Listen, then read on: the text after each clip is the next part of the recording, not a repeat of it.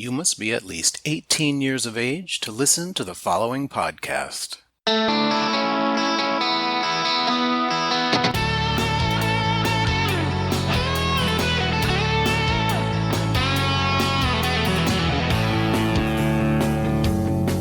I am Robert Black, and you are listening to Sexual Heroes.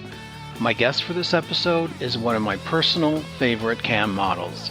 If you have ever been on the popular site Chaturbate, you know this muscular, blue-eyed, big-dicked, and down-to-earth man as Twaticus. Twaticus, how do you say that? That's how I've been saying it. That's how you say it. And, the thing with my name is I never planned on making a career out of it. It was a joke. It was a nickname my friend gave me. After I was in a relationship with my wife for 25 years, and then I became single, and I basically went on a tear. You remember the show Spartacus? Yeah, sure. All right. Well, my friend, who was a woman, we both were watching that show at the time, and the tagline of the show was, kill them all, Twaticus. The lady of the house told him that, or Spartacus, not Twaticus. Yeah. So my friend said, fuck them all, Twaticus. So that's where the nickname came from. And when I discovered Chaturbate, I just used it. I didn't think I was going to be camming on Chatter. I didn't think it was going to become a thing. And since then it's kind of ridiculous. I don't actually like, I like it, but I don't like it because whenever I go to an event, like an industry event, right, that's my fucking name is Twaticus. You know what I mean? So kind of stuck with it. Yeah. And people it just doesn't go over well. It just doesn't. Like people either like me or they just stay away from me. It's one of the two. So you can call me T or Twat or Twaticus, whatever. It doesn't really matter. Okay. I'll call you Twaticus. I like that. Did you start? I noticed you have the other site where you're on videos with Ginger Little. Yep. Did that start first, posting videos there, or did you start with the Chaturbate?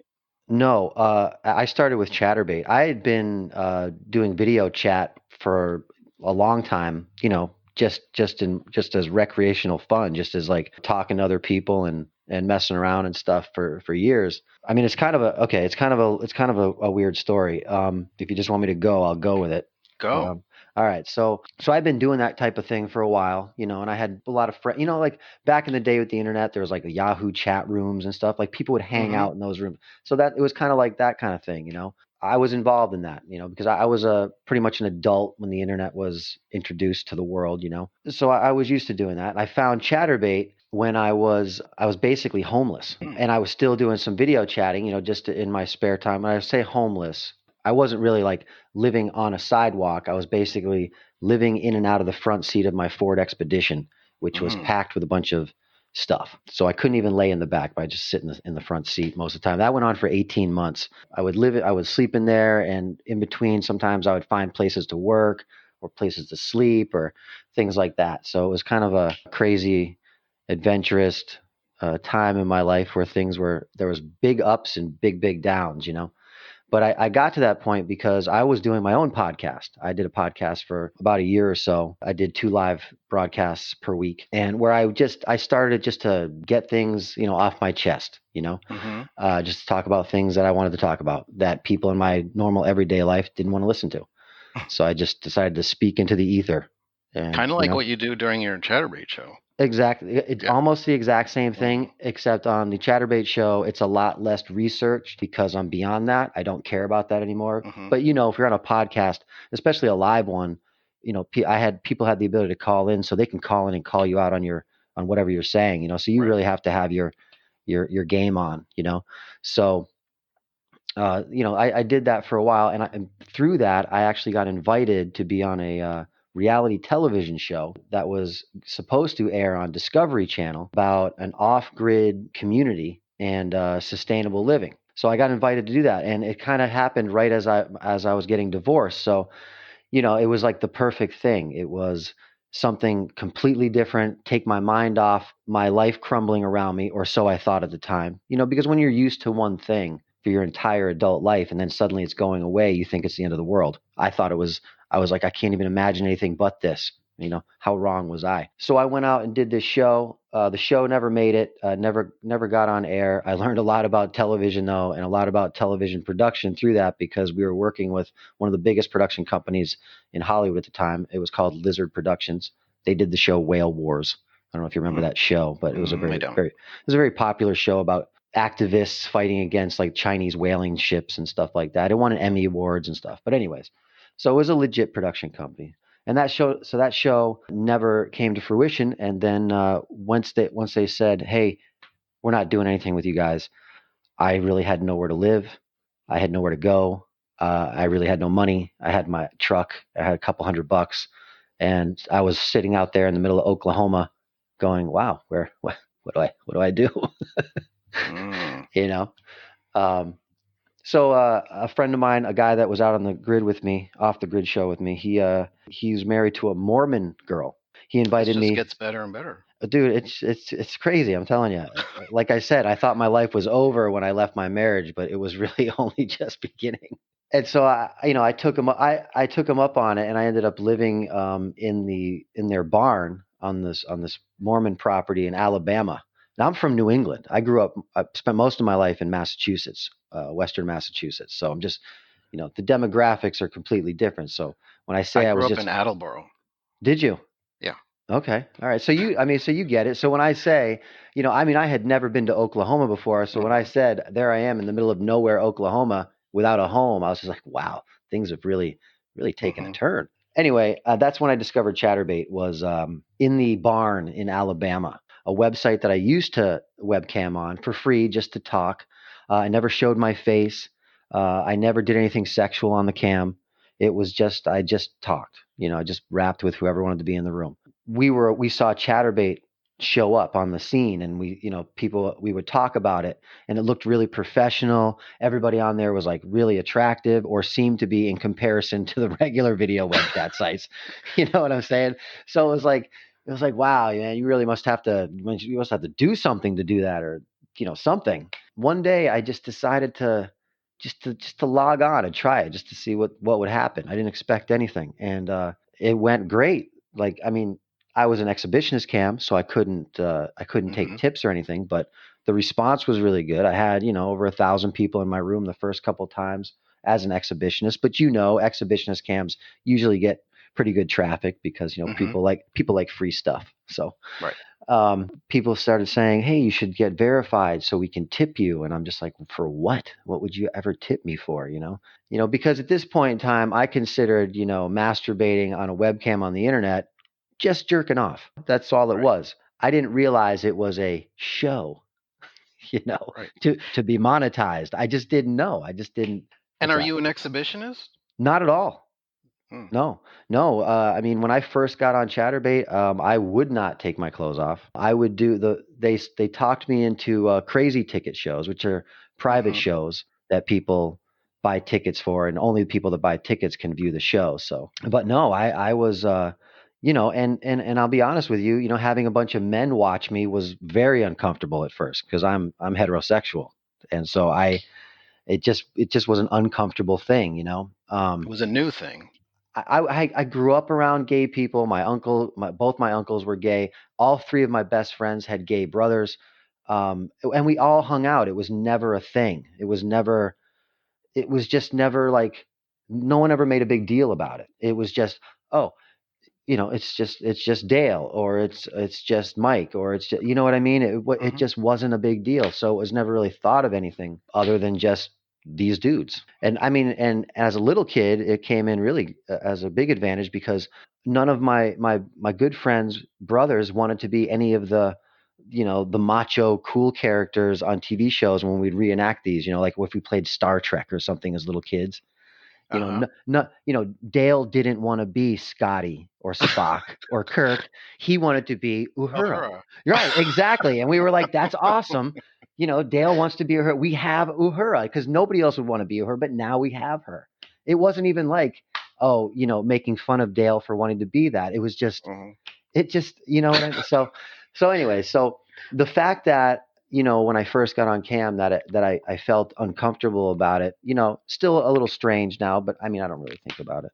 So yeah, when I started, I was very very modest, and now you've been in my chat room. Mm-hmm. You see how it goes now. Yeah. Really no Yeah. f's given. Yep. I mean, I still have standards, and I still have things that I don't do. I don't mean standards as if by not doing these things I'm above anybody else. It's just things that don't make me feel comfortable.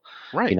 I'm not a submissive guy, so Mm-hmm. any to be put in any type of submissive position for me just is just not comfortable. So it's something I don't do.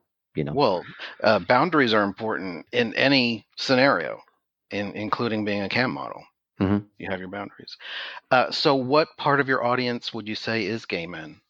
I'd say probably 60. I think my about 60 men and 40% women. My biggest tippers, with the exception of one person, have been women. Oh, So yeah, like mhm. I had a 5,000 token tip yesterday from another cam girl. Um, Wow. so that's a $250 tip. She likes you. She actually does. She wants to come to a show with us. Yeah. Oh, But good. that's not why she was tipping me. Yeah. She tips me very well all the time. But so yeah, so I'd say it's about 60-40. You have almost 50,000 followers now. hmm That's impressive.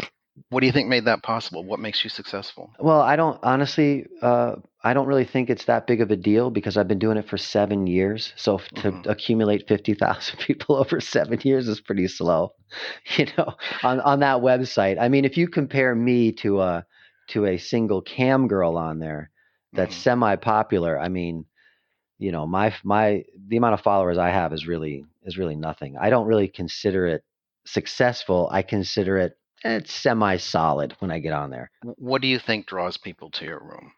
I think the fact that I just am who I am in the room. I don't put on a fake persona, or I just don't bullshit. I just talk about what I want to talk about, how I want to talk about it. I don't try to be offensive to anybody. Hmm. But that being said, if you get offended by something I say, I'm sorry. It wasn't the intent. You know what I mean? So I don't know. I think people tell me, they tell me that they like my personality. They, of course, it's the physical thing. A lot of people like my body or whatever, and my dick. What And about your dick? What about it? You have a big dick. When did you know you had a big dick? I honestly didn't ever think I did have a big dick. Mm, I'd never, okay, I've never taken my clothes off in front of a woman and had her go, wow, look at the size of that dick. really? And listen, I played football for 13 years. Okay. I was Mm. in locker room. I consider myself a pretty average, maybe slightly larger than average, but I'm feeling pretty inferior right now. well, I'm sorry. But I was going to say, but that being said, I don't have a lot of experience with other dicks. So Mm, besides what true. I've seen in the locker room and, of course in porn and stuff like that. Yeah. But hey, people seem to think it's a big dick. So that's fine. You never hear me brag about it. I don't, No. I'm not like, oh, this big dick or anything. I don't. How are you staying fit right now? And have you always been fit? I've always been interested in it. Yeah, I started actually trying to work out in 1978 when I was 10 years old.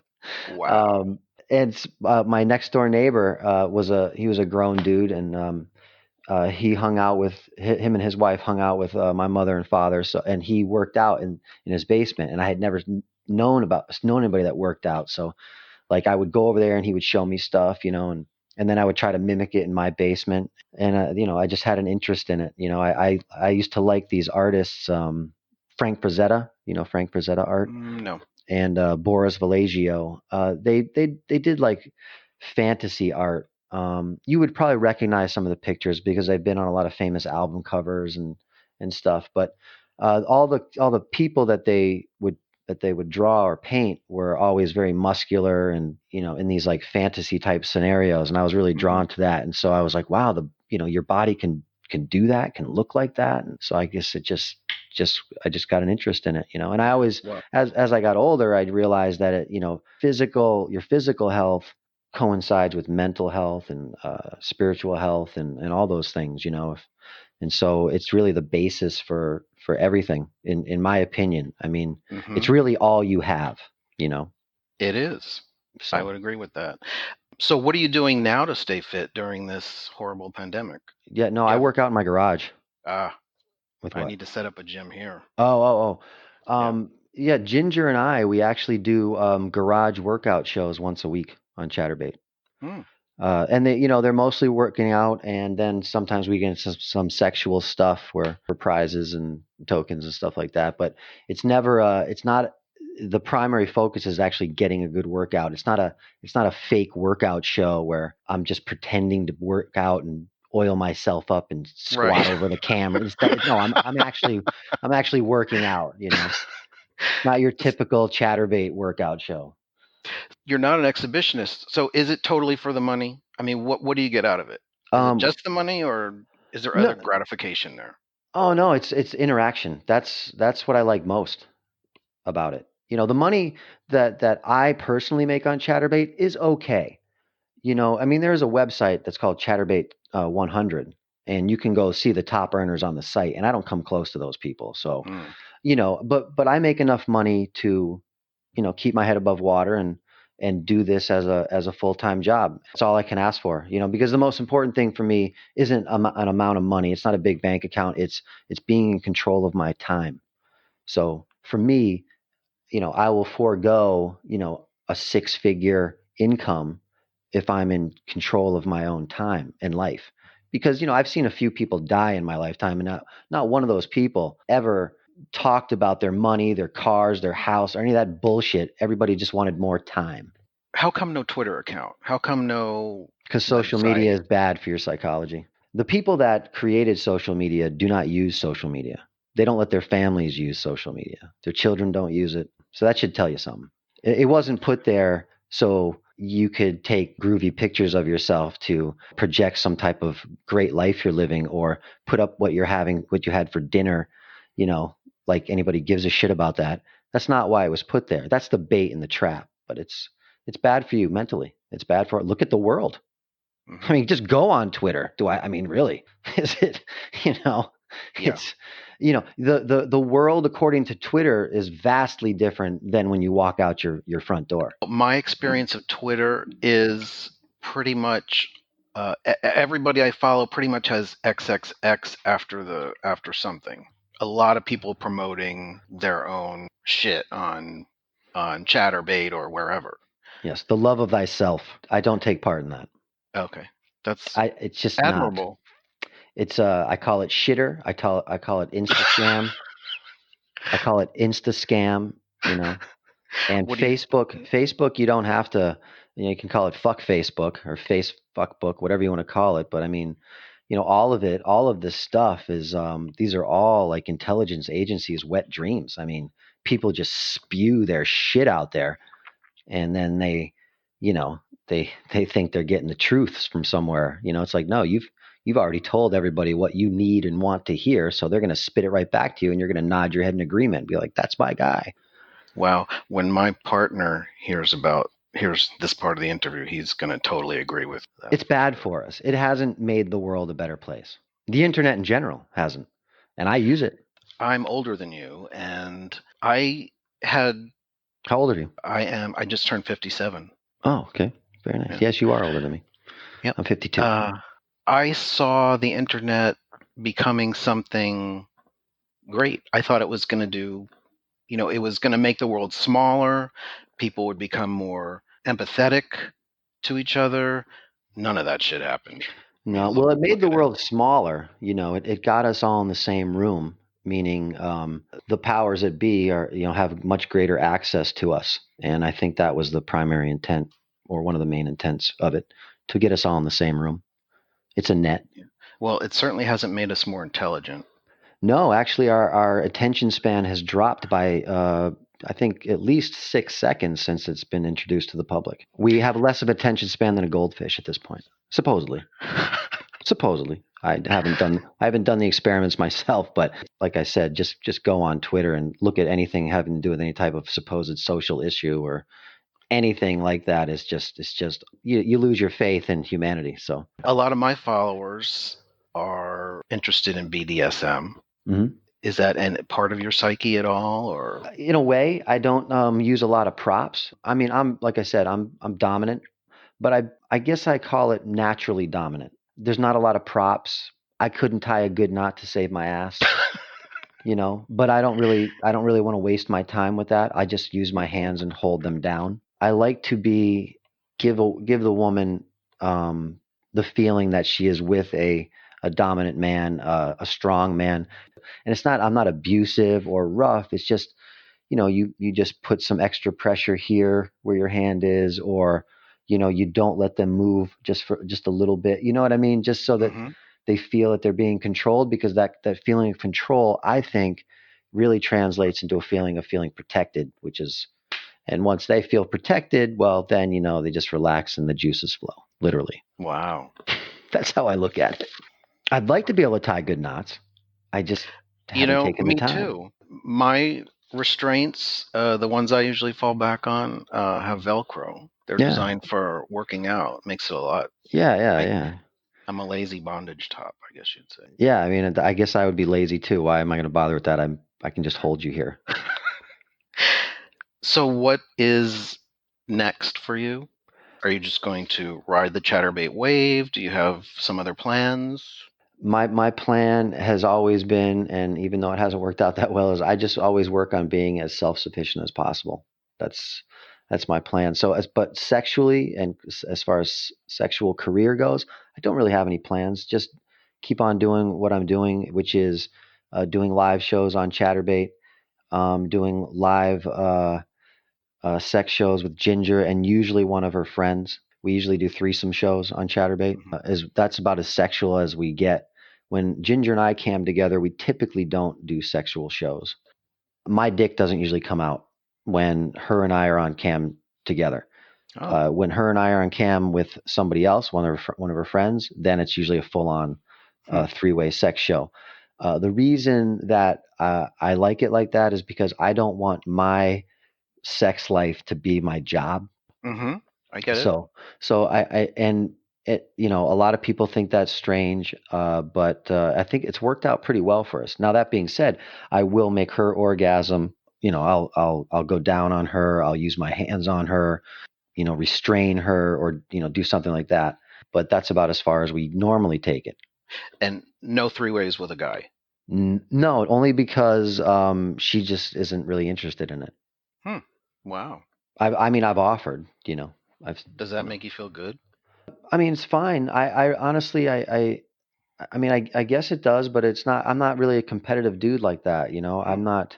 I really am not very competitive. I'm not. Yeah. So I make me feel good. I actually don't. I just don't think about it. It's just like I was like, hey, you want to invite this guy over for the weekend? Have a good time. And she's like, no, I don't really want to do it. I mean, she likes the idea of it, but she says she just doesn't know anybody that she'd want to like be more comfortable with somebody. I guess that's her excuse. Mm-hmm. Personally, I think you have a couple beers that things change, but whatever. you know, On the flip side, if she were to invite a friend over you had never met before, that would be okay. You'd get it on. a female. Yeah. Oh, yeah, sure, yeah, as long as I was attracted. Mm-hmm. Like I wouldn't want to be a guy that has sex with women just for the money, like not even be attracted to them. Mm-hmm. That's I don't I don't really have an interest in that. The main person that we have our three ways with is a friend of ours down here. She's also on Chaturbate. Sometimes we wish she would cam more, but and so she's a really good friend of ours too. So it works out well. But we've done some shows with other people who we consider friends, but they just don't live in the area. Escorting would definitely be off the table for you. Yeah, yeah, yeah. I'm not into that. Yeah, I try to be a private person, and so meeting people, no, no. What advice would you give someone who's thinking about bearing it all on the internet, starting a Chaturbate channel? I would say, first of all, understand that you will never be able to keep your images off the internet. So understand that when you're naked, if you're naked on your public cam, even or if you're in a private show, the chances are very, very, they're 100% if you're on your public cam, but they're very, very good even if you're in a private show or anything, that these images will end up somewhere else. And it's a ridiculous pain in the ass to try to get your stuff off the internet. It's Oh, it'll ridiculous. never happen. Yeah, I know, it's Yeah. ridiculous. So you have to understand that. The other thing is, I would say, is remember, it's your cam. Run it how you want to run it. You don't owe anybody anything. You're not expected to do anything. If somebody expects it, that's what they expect. It doesn't mean that that's what's expected of you. Some people like to run their cams like businesses and like an actual show where they're not even they're not even their true self. If that's more comfortable, then I think that's more comfortable for some people. Which is fine. That's why I say just run it how you want to run it. And the people that are into it will find you. Yeah, I mean, for every person that doesn't like what you do, there's going to be somebody that does. Well, thank you very much for this interview. Sure. Thanks for having me. To learn more about today's guest and for links mentioned in today's episode, visit sexualheroes.com.